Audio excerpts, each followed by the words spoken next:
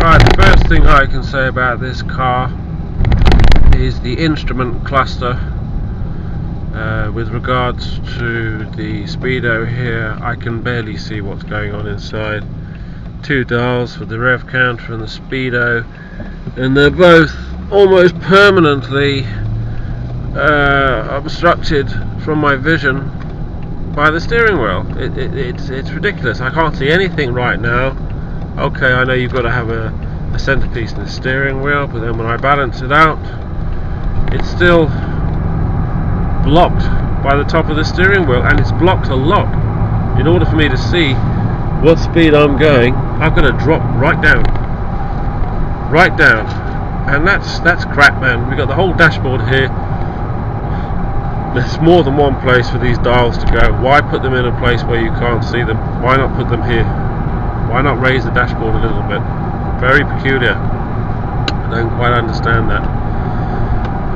The 5 Series BMW, this is a very, very comfortable ride. I have to say, the automatic gearbox, it just floats along this motorway. It's absolutely fantastic.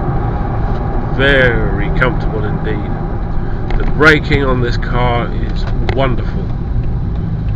BMW, if there's one thing they can do properly, it's make a good set of brakes on a car. This thing feels like it could stop a tank within 5 feet. It really is that good, and that's not me exaggerating. Fantastic braking system.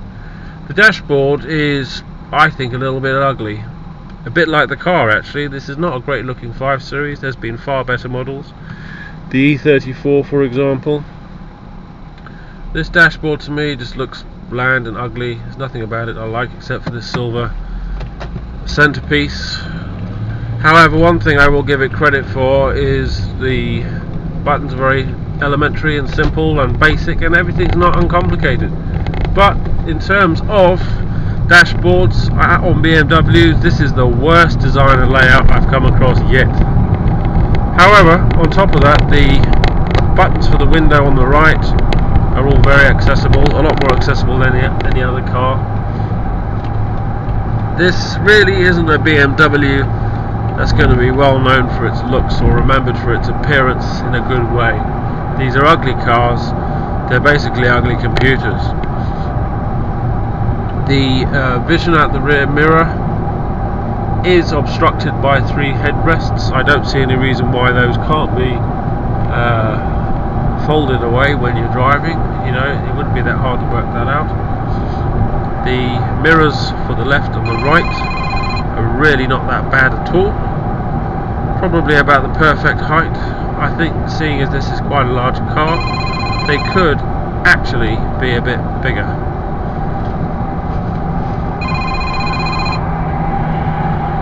The noise from the road with this vehicle is minimal. It's a very, very quiet car. The gear change, the transition is fantastic. It's silky smooth. It's almost like you're staying in the same gear all the time.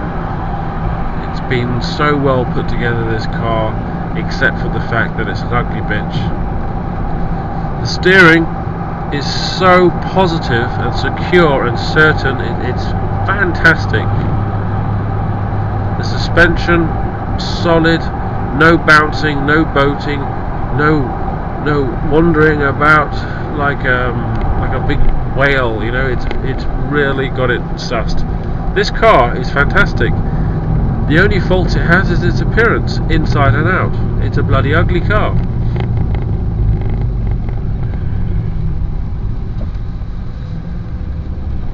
Now, acceleration wise, 30 miles an hour, coming up to 40, kick down now. It's by no means a fast BMW.